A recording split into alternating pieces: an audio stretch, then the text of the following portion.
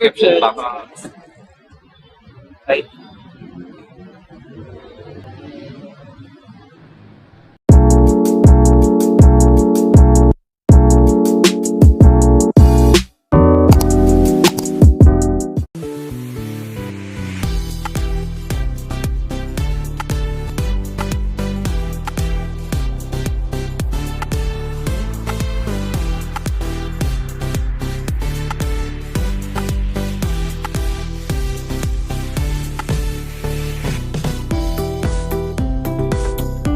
What's up everyone? It's me, Casey Gabriel, and I'm back for another food vlog.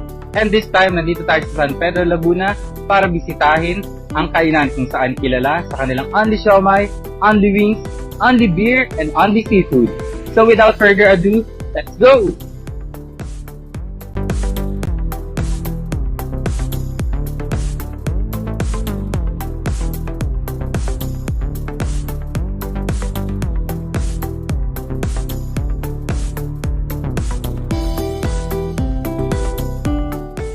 We're ready to take on the challenge sa Andy Seafood nila. So, totoo bang kami ang susuko? So, let's find out.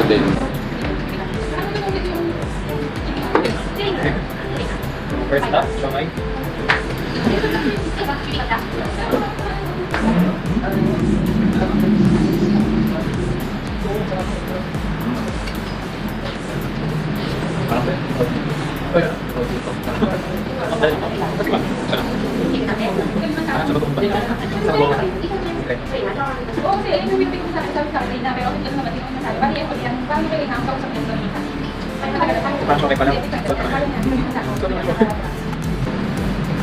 Only siomai for 159. Nice. Only rice din tapos Sobrang may sulit.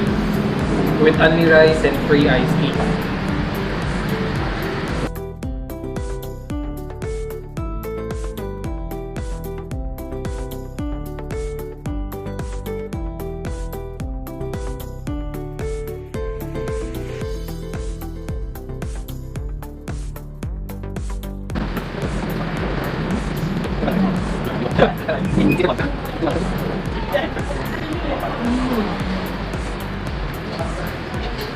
Parang naririnig mo yung crunch.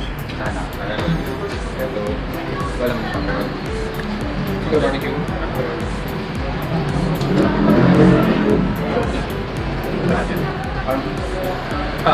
yung other type ng luto sa squid.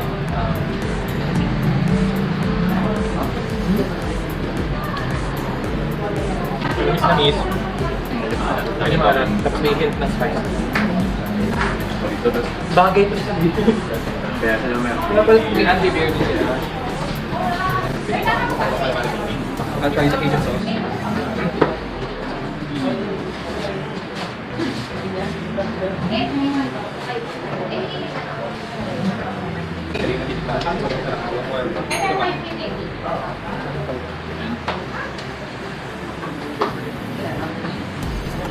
Good thing na tayo. Wala sa mga meron pa yung mga regime sila. High blood kayo.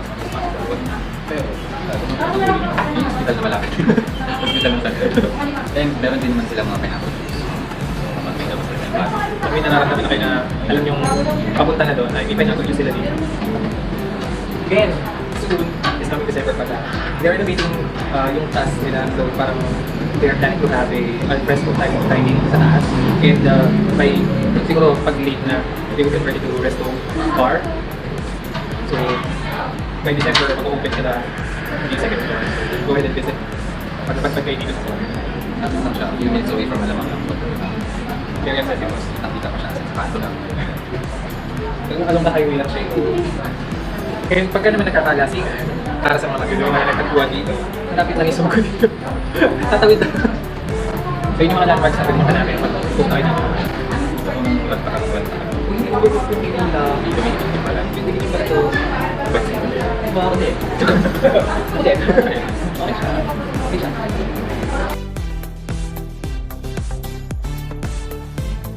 First question is, pwede po ba ikwento sa akin kung paano nasimula ang Tagpuan Restaurant? Bali, yung Tagpuan Resto Bar kasi 4 years na. 2 years siyang resto bar, as in, inuman lang talaga. Tapos another 2 years Andy Seafoods. Nag-start to mga ganun siguro, 2019 or 2020. Bali, ano siya, inuman lang talaga siya. Wala sa isip namin mag-Andy. Wala sa isip namin mag-Andy Seafoods, mag-Andy Siomai, mag-Andy Beer, mag-Andy Beans. Talagang tinayo namin to as in resto bar lang. Kaya yung pangalan nung store ko, Tagpuan Resto Bar. Kasi inuman lang, chill lang, gano'n lang. So, second is, napansin po namin na ang catchy ng name na Tagpuan Restaurant. May story behind po ba dun sa name na Tagpuan? And bakit po Tagpuan Restaurant? Actually, pinag-isipan namin mag-asawa yung word na Tagpuan. Kasi first business kasi namin to eh. So, since may kasi kami mag-inom, mag-asawa, sabi namin, sige, magtayo tayo ng resto bar. Tapos nag-iisip pa kami ng ipapangalan sa store. Eh, parang gusto ko kasi yung, may clean name lang, pero catchy siya, So, naisip namin, Tagpuan na lang yung natin. Naisip namin, Tagpuan. That time kasi, parang uso yung kanta ni Moira. Tapos naisip namin, Tagpuan na lang yung pangalan natin kasi kalimitan naman talaga ng mga nagiinom.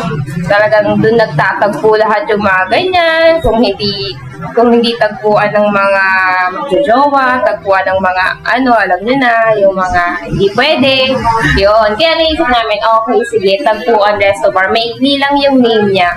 Pero madali siyang tandaan. Yun kasi yung lagi namin sinasabi mag-asawa. Gusto namin yung madaling tandaan ng mga tao, yung store, pero kakaiba. Kaya naisip namin, okay, Tagpuan. Kaya, ayun, medyo naging kilala na siya. Doon tayo sa Tagpuan. Minsan nababasa namin sa comment.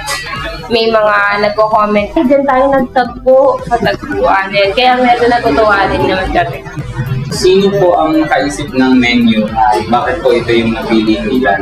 Putahin na i-cater sa Manila. Yung menu namin, kami na lang din naman yung nag-isip. Lalo dito sa seafoods. Mula sa mga pulutan. Kami lang din. Hindi lang kami mag-asawa, pati yung mga staff niya. Typical na, hindi yung totally na mamahalin na Kasi ang gusto kasi namin yung afford lang lagi. Lalo't dumaan yung pandemic. Ano po yung pinaka-challenging na part sa pagkakaroon ng ganitong type na resto bilang only po yung kin-cater ninyo sa masa? Pinaka-challenging na type bilang only yung sinuserve namin. Siguro yung hindi naman may iwasan talaga yung may kakain na tinatapon yung food. Hindi namin masyadong ma-approach ng, although tama kami kasi pinagbabawal namin, hindi namin sila ma-approach ng maiintindihan nila na hindi sila ma-awkward. Kasi may nahuhuli kami ganun eh. Kami nangihinayang kami kasi anti nga yung food. Ang nangyayari yung iba, tinatapon nila. Seafoods to, hindi naman ito basta-basta lang. So kami nangihinayang. So, pero pinaka-challenging namin na experience. Yung may parang may customer kami, hindi ko alam kung tatlo sila or apat. May dala silang Tupperware. Tapos, nung una, hindi namin nakikita si Tupperware. Siguro nasa bag nila. Kasi habang nakain sila, ang nakakita yung staff ko, yung waitress ko.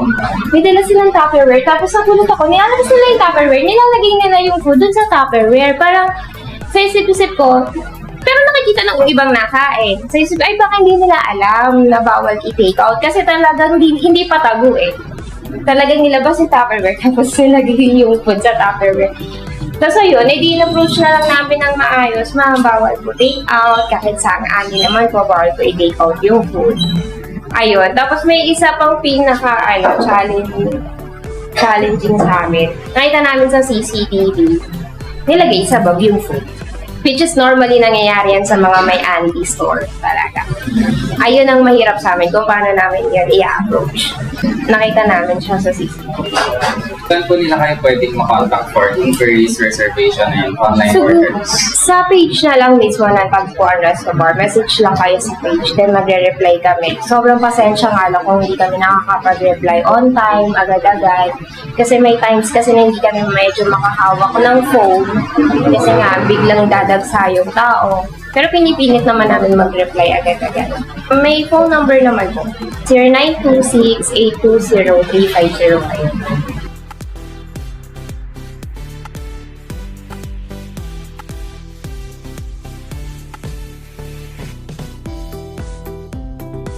Kung ninyo, Lovely po. lovely. Ano po masasabi niyo sa food? Ano po, solid po yung 299. Wow! Masarap po. Sarap. Si Ma'am po, ano pangalan niyo? Sel po, sel. Sel. Ah, Ano po masasabi niyo naman sa food? sobrang sarap po. Nakita niyo naman po. Pabilis po namin nung only na lang po. Oh, one click lang. grabe, lakas nila. Sobrang solid po. Is this your first time po dito sa... Opo. first time. Taga, ano pa kami, Santa Rosa pa po. Uy! Opo. Pinadayo talaga sila. Nakita lang po namin sa Facebook. Kasi, Opo. Thank you po. Thank you. Thank you po. Kasi mo naman, ma'am. Ano pong name niyo? Teresa. Kamusta po yung food? Ay, nakakaya. Ano, masarap po. Yung chicken, ito. Masarap po, masarap. Solid naman po. Oo, sulit na siya. Baka hindi ay maubos. First time po dito sa... First time, actually, birthday lang nung aming friend. Oh, happy birthday. Happy birthday, my Gawin po kayo, ma'am. Gawin po kayo. Tapos ito, naka-violet. Saan po kayo? Diyan lang, sa tabi. Diyan lang sa may... San Pedro lang po. Pero ngayon lang po kami dito na. Thank you po. Thank you po. Happy birthday po ulit, ma'am. Thank you po. Talagang sumungol kami. Daming kain. So yun guys, mission failed. Actually kasi challenge kami ni Miss Jelly.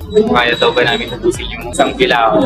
So, unfortunately, hindi talaga siya kaya kasi sobrang dami talaga niya. And sulit talaga yung 299 sa isang bilao naman. Kung yung i-avail nyo is yung 299 per head sa isang bilao or isang platter ng at least equal. Good siya for 3 to 5 person, yung isang bilao alone. Pero kung mas malakas kayo kumain, pwede naman magpa-refill ng isang bilao. Tsaka ang refill kasi nila is per bilao. Hindi siya per dish na nandun sa bilao. So magpapa-refill kayo, dapat gusto nyo yung isang bilao. Bago kayo makakapag-refill ng another. So, actually, hindi siya per dish talaga, per bilao. Per bilao yung refill. Same goes with sa Hanli Wings, yung isang bilao din na gano'n. Hanli Siomai. Goods din, pati sa Hanli Siomai. Sa beer, hindi natin na-try kasi hindi kami nagiinom eh. Hindi kami nagiinom, hindi kami manginginom. Bawal yun sa amin. All in all, sobrang sarap. Actually, walang hindi masarap dun sa food. Grabe. Mamadaliin mo yung pagkain kasi nga parang malasa talaga siya. Hindi siya yung yung konting-konti lang yung parang may hinahabol ako na parang hindi ko masyadong malasahan. Ako, pinaka-notable lang sa akin is yung lasa ng Cajun sauce nila. Sobrang sarap. Actually, gusto ko pa magpa-refill kanina. Nakakaya nga. Pero okay, sobrang mabait din nila. Sobrang bait ni Miss Jelly. Yeah, solid. Sobrang accommodating. Dalawang owner. Mag-asawa kasi sila, yung owner ng tagpuan. So hopefully makabalik kami kasi ginagawa yung taas ng resto nila. I-renovate para karoon din ng parang siguro live band doon sa taas. Para date night bar, parang gano'n. Kung sana mabisita natin ulit. Right. Sorry guys, nakatang sa po next. May duma. Location nila, very accessible kasi along the highway lang. Tapos, maraming landmark ko. So, kung nadayo kayo ng San Pedro, marami kayo landmark na pwedeng hanapin. Like, yung Pure Gold. Nasa tapat lang sila ng Pure Gold. Ano pa ba ito? Ito. Park dito sa may San Pedro. Yun, hanapin nyo lang to. Tapos, malaki naman yun kayo from Alabang, may mga jeep naman going to United. Tapos pagbaba nyo, ito na siya mismo. Makikita nyo na itong establishment. Tapos doon lang yung tagpuan. And heads up lang kasi tinatao talaga siya paggabi. Actually, Sunod-sunod. Oo, bago kami umalis, puno na sila. So, if you wanna enjoy, kung gusto nyo kayo-kayo lang, siguro punta kayo ng mas Maaga pa. Siguro mga lunch time, after lunch. Pero open na sila ng 10 a.m. hanggang 1 a.m. Pero kapag nagawa na yung second floor nila, So, plano nila up until siguro morning daw 4 a.m. kasi may mga mag-iinom for sure, so mas matagal pa nila. So, I guess that's it. So sana bisitahin nyo yung Tagpuan Resto Bar kasi sobrang sulit. Hindi kayo manghihinayin doon sa ipapayad nyo kahit per head kasi sobrang sarap and sobrang fresh ng seafood nila. Ay, gusto hands down talaga kami. Walang lansa. Walang lansa. No joke kasi gusto ko pa talaga yung crabs nila kaso baka mahilo na ako sa biyahe. Matagal pa biyahe. So, nag-stop na. Thank you kay Miss Jelly pala. Thank you, sir. Tsaka kay sir, din sa husband ni Miss Jen. And sana makabalik kami ulit soon. And guys, please, huwag niyo kalimutan na mag-visit dito and ilalagay ko na lang yung link ng resto nila sa description box. Mag-like and share and subscribe kayo sa YouTube channel. Saka kapag meron pa kayong mga request na gustong puntahan or meron kayong gusto i-refer na place na resto, ganyan, comment nyo lang sa baba. See you! See you! Bye!